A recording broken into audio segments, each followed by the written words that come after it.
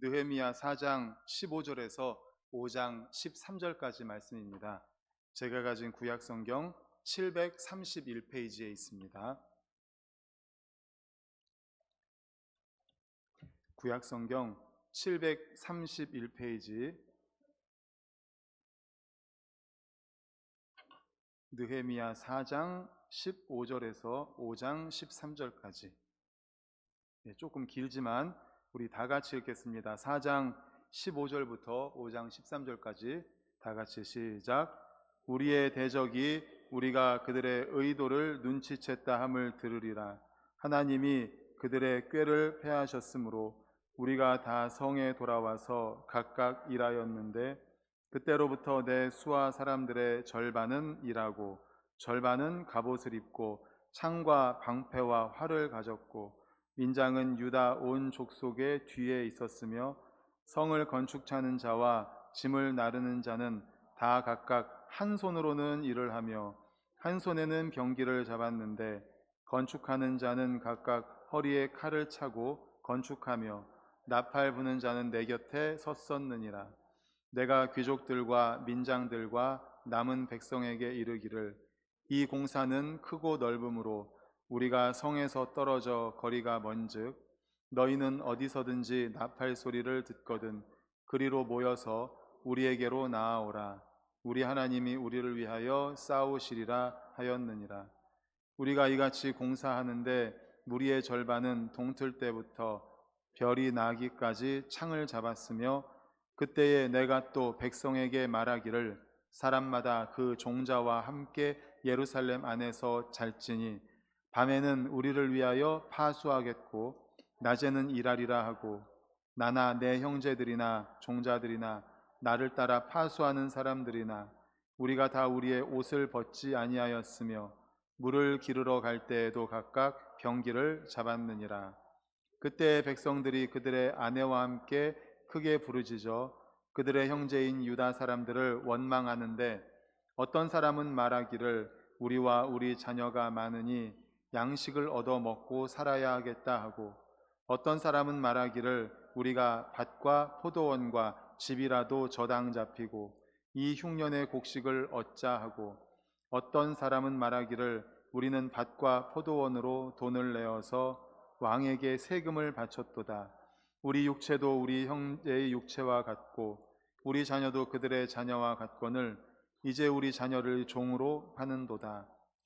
딸 중에 벌써 종된 자가 있고 우리의 밭과 포도원이 이미 남의 것이 되었으나 우리에게는 아무런 힘이 없도다 하더라. 내가 백성의 부르짖음과 이런 말을 듣고 크게 노하였으나 깊이 생각하고 귀족들과 민장들을 꾸짖어 그들에게 이르기를, 너희가 각기 형제에게 높은 이자를 취하는도다 하고 대회를 열고 그들을 쳐서 그들에게 이르기를, 우리는 이방인의 손에 팔린 우리 형제 유다 사람들을 우리의 힘을 다하여 도로 찾았거늘 너희는 너희 형제를 팔고자 하느냐? 더구나 우리의 손에 팔리게 하겠느냐 하매 그들이 잠잠하여 말이 없기로, 내가 또 이르기를, 너희의 소행이 좋지 못하도다. 우리의 대적 이방 사람의 비방을 생각하고 우리 하나님을 경외하는 가운데 행할 것이 아니냐. 나와 내 형제와 종자들도 역시 돈과 양식을 백성에게 구워 주었거니와 우리가 그 이자 받기를 그치자. 그런즉 너희는 그들에게 오늘이라도 그들의 밭과 포도원과 감람원과 집이며 너희가 구워준 돈이나 양식이나 새 포도주나 기름의 100분의 1을 돌려보내라 하였더니, 그들이 말하기를, 우리가 당신의 말씀대로 행하여 돌려보내고 그들에게서 아무것도 요구하지 아니하리이다 하기로, 내가 제사장들을 불러 그들에게 그 말대로 행하겠다고 맹세하게 하고, 내가 옷자락을 털며 이르기를, 이 말대로 행하지 아니하는 자는 모두 하나님이 또한 이와 같이 그 집과 산업에서 털어버리실지니 그는 곧 이렇게 털려서 빈손이 될지로다 하매, 회중이 다 아멘하고 여호와를 찬송하고 백성들이 그 말한 대로 행하였느니라. 아멘. 할렐루야. 아멘. 오전에 인사했던 것처럼 이 시간에도 옆에 분들 보면서 어떻게 해요? 빵끝 최고 하고 인사하겠습니다. 빵끝 최고, 빵끝 최고, 빵끝 최고. 네, 빵끝 최고. 예, 빵끝 하시면서 안 웃으시는 분은 없는 것 같습니다. 네, 나도 웃고 이제 인사 받으시는 분도 웃고, 그래서 참 좋은 인사인 것 같아요. 그리고 상대방을 격려하고 칭찬하는 거 최고. 아, 얼마나 좋은지 모르겠습니다. 네, 그래서 우리가 항상 우리 성도님들 보실 때마다 빵끝 웃어주시고, 아, 우리 성도님 최고라고, 다 최고라고. 뭐가 최고냐고 그러면 그냥 무조건 최고라고, 그냥 다 최고라고 이렇게 인사해 주시면 좋겠습니다. 네. 오늘은 느헤미야 4장 15절에서 5장 13절을 본문으로 동참이라는 제목의 말씀으로 함께 은혜를 나누고자 합니다. 우리 말씀의 제목 같이 읽겠습니다. 시작. 동참. 예, 동참입니다. 먼저 이 4장 15절부터 23절은 대적들의 군사적 위협을 극복하면서 성벽 재건 공사를 지속하기 위한 느헤미야의 조치가 나옵니다.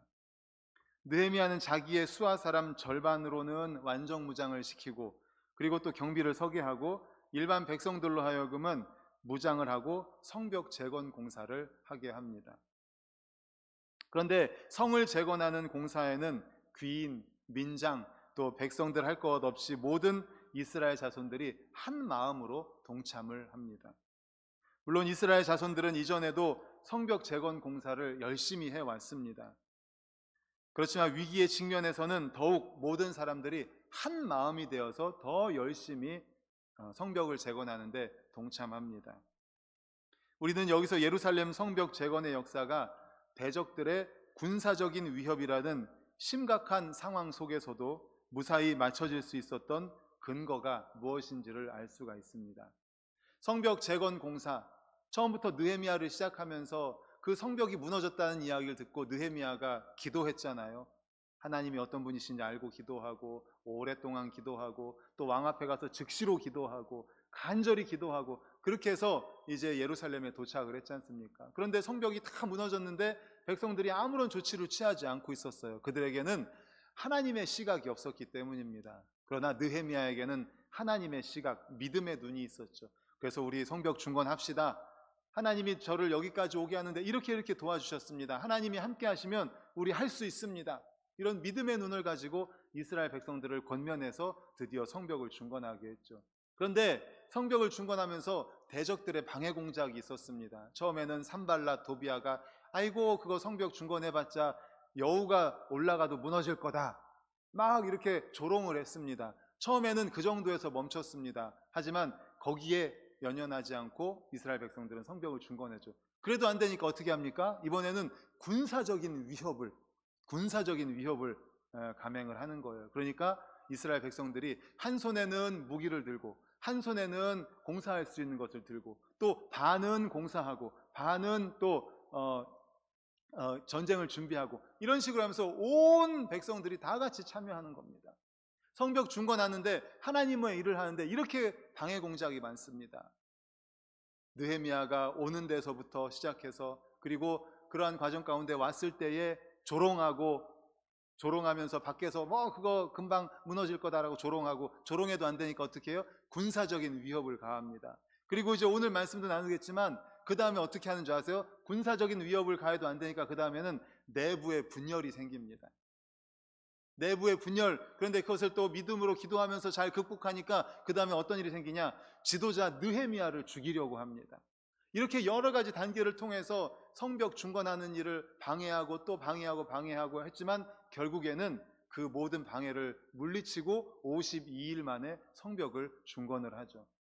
이러한 방해 공작, 이러한 방해 막는 것들을 극복하는 그러한 과정 가운데 있습니다.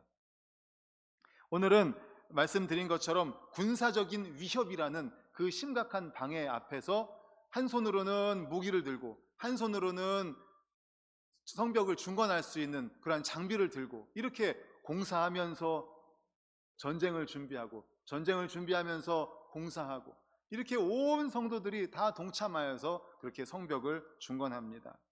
여기에서 그러한 위협 속에서도 성벽 중건을 할 수 있었던 그 근거가 무엇인가 보면 바로 일치된 마음, 모든 백성들의 동참이라는 사실을 믿으시기를 축원합니다. 아멘. 그래서 이게 중요해요. 모두가 다 같이, 모두 다 같이, 한 사람도 예외 없이 이 일을 할 때 다 같이 하는 게 굉장히 중요합니다. 물론 성벽 재건 공사에서 가장 중요한 건 뭘까요? 하나님의 은혜죠. 하나님의 도우심이죠. 하나님의 도우심이 있었기 때문에 가능했습니다. 하지만 하나님의 도우심 플러스 이스라엘 백성들의, 모든 백성들의 동참이 있었던 것입니다. 위대한 역사란 한두 사람의 힘으로 이루어질 수 있는 것이 아닙니다.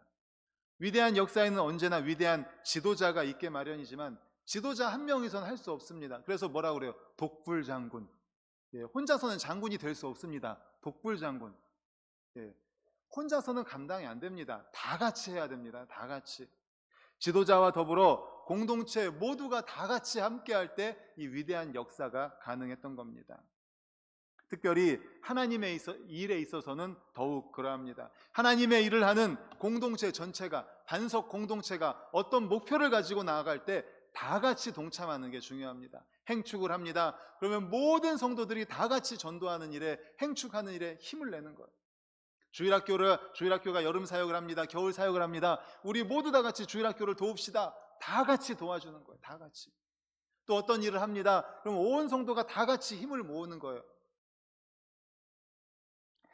그래서 우리 교회를 그리스도의 몸에 비유를 하지 않습니까?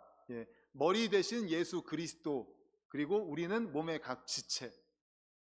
이 지체들이 하나로 연결되어서, 정말 유기적으로 연결되어서 하나님께서 원하시는 일, 예수님이 머리가 되어서 명령하시는 일에 다 같이 순종할 때에 그것을 이룰 수가 있는 거예요.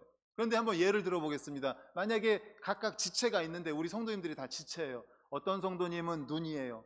어떤 성도님은 손이에요. 어떤 성도님은 발이에요. 어떤 성도님은 입이에요. 다 이렇게 각각 지체가 달라요. 그런데 눈이 삐졌어요. 눈이 삐져가지고 저쪽으로 가면 안 돼. 저쪽으로 가면 낭떠러지인데 눈이 그쪽으로 가래요. 그럼 어떻게 할까요? 발이 가겠죠. 그러다가 어떻게 돼요? 낭떠러지로 떨어지겠죠. 하나가 돼야 됩니다. 우리는 하나가 돼야 돼요. 입이 있습니다. 손이 먹을 것을 퍼서 입에다 줘요. 그럼 어떻게 해야 돼요? 입은 꼭꼭 씹어서 삼켜가지고 그것을 에너지로 바꿔야 몸이 움직일 수 있는 거예요. 근데 자꾸만 안 먹어요. 뱉어요. 입에다가 자꾸 넣어주는데 뱉어요. 그럼 어떻게 해요? 기운이 빠지겠죠. 그리고 발이 말을 안 들어요. 눈이 저쪽으로 가야 된다고 말을 하는데 발이 자꾸 딴 쪽으로 가요. 이렇게 되면 안 되겠죠. 우리 모든 성도님들이 머리 되신 예수 그리스도께서 명령하는 것을 따라서 온 몸이 한 지체가 되어서 유기적으로 연결되어 동참하여서 하나가 되어서 한 목표를 향해 나아가야 할 줄로 믿으시기를 축원합니다. 아멘. 눈은 보는 거죠. 귀는 듣는 거죠. 입으로는 말을 하고 또는 음식을 먹습니다. 손으로 다른 일들을 합니다. 발로는 그쪽 방향을 향해 갑니다. 이렇게 온 몸이 하나가 되어서 유기적으로 하나가 되어서 동참할 때 하나님께서 원하시는, 주님이 원하시는 일을 감당할 수 있다는 것을 믿으시기를 축원합니다. 아멘. 그래서 동참하는 것이 굉장히 중요합니다. 한 마음이 되어서 동참하는 것, 그리스도의 몸의 지체로서 그리스도의 몸을 위하여 우리를 드리고 그것을 통해 하나님의 큰 역사를 이루어가는 우리 반석교회 모든 성도님들 되시기를 간절히 축원합니다.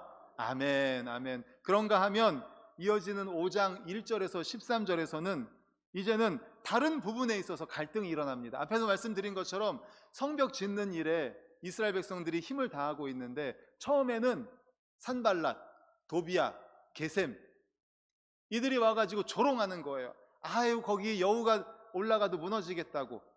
여우가 뭐 그렇게 무겁겠습니까? 그런데 그렇게 너희들이 짓는 성벽이 약하다, 아이고 아무것도 아니다, 이런 식으로 조롱을 해요. 그래서 산발랏, 도비야, 게셈을 제가 어떻게 외우라고 그랬죠?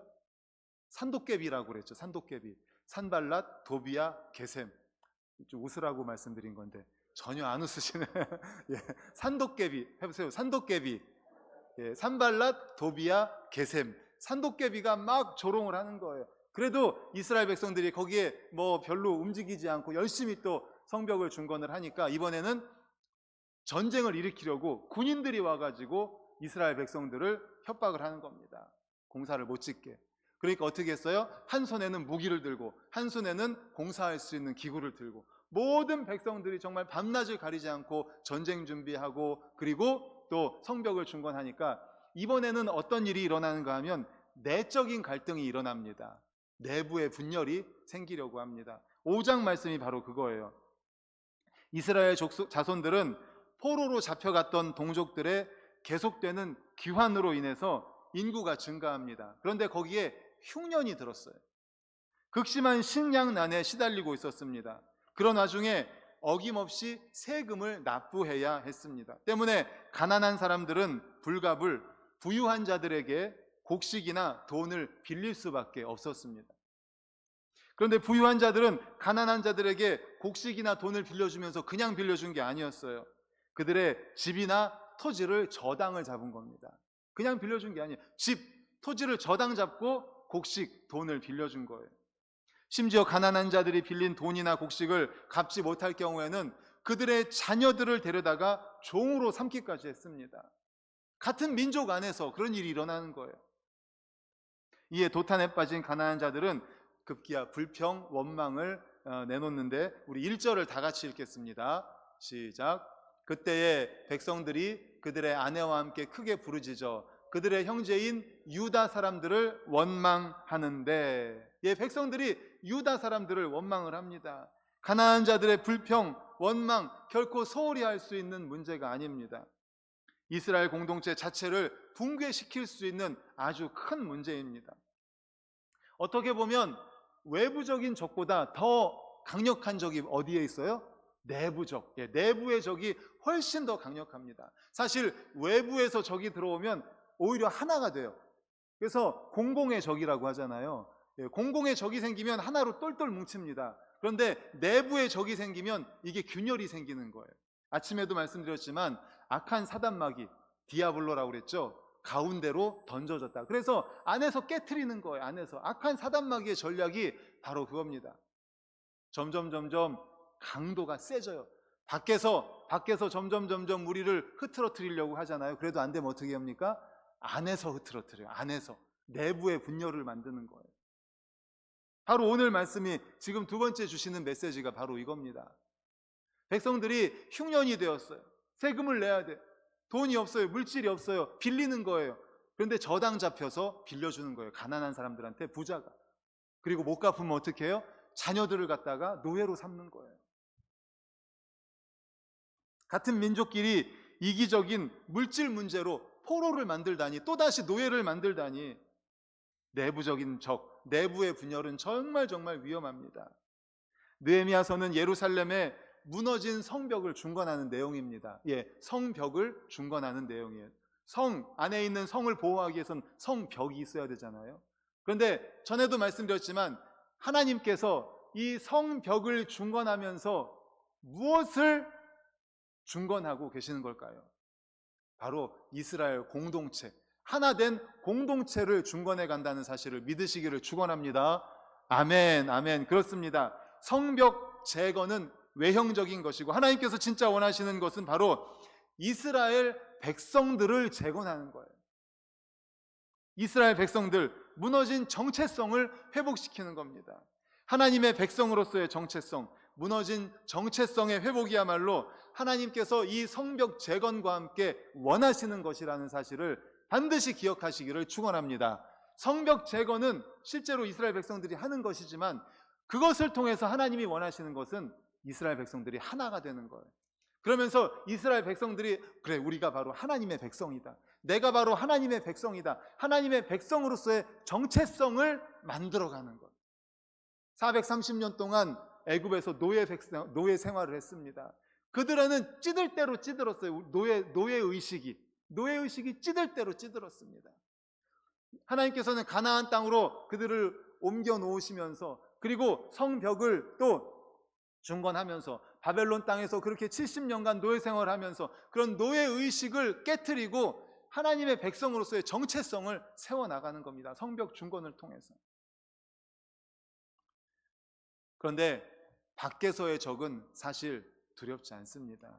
얼마든지 이길 수 있습니다. 큰 적이 아닙니다. 그런데 내부의 적이 훨씬 큰 적이에요.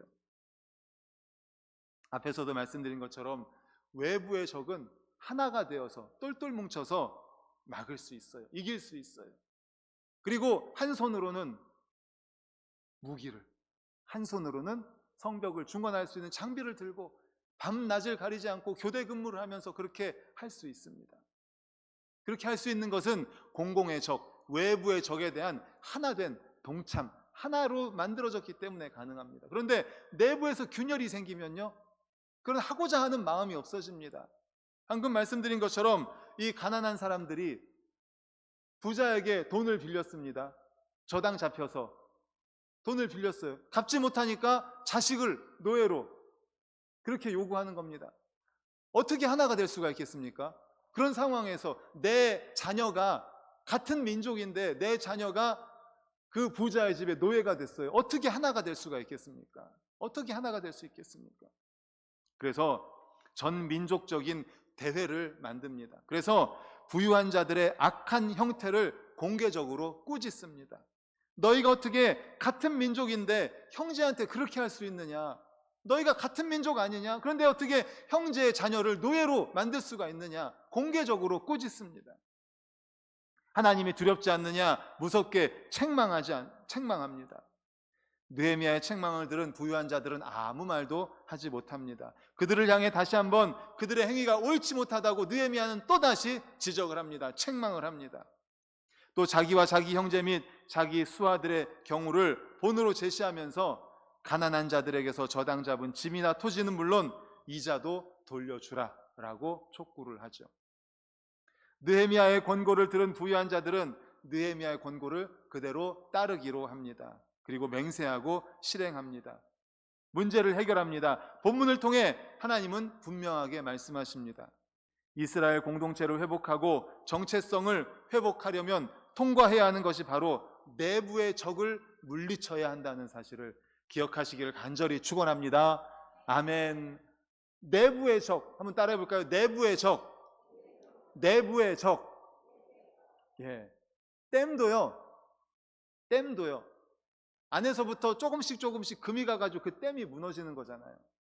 모든 것들이 다 그렇습니다. 사실 밖에서보다 안에서 문제가 생겼을 때 훨씬 더 그 영향이 큽니다.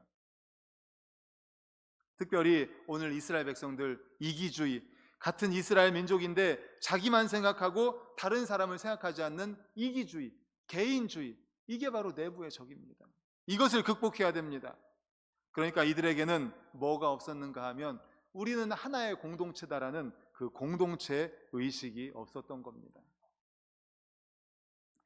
아직은 완벽하게 하나가 되지 못했던 거죠. 해결해야 될 성벽 재건도 의미가 있지만 공동체를 만들어가는 이 공동체 의식을 만들어가는 것이 훨씬 더 중요했던 것입니다.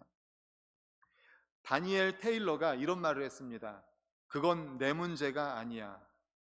그건 내 문제가 아니야 라는 사고가 역사적으로 볼 때 거대한 악에 협력하도록 만들어왔다, 이렇게 말했습니다. 그건 내 문제가 아니야. 나랑 관계없어. 나만 잘 되면 됐지 뭐. 내 문제 아니니까 신경 안 쓸래. 그래서 사랑의 반대말이 뭐라고 그래요? 무관심.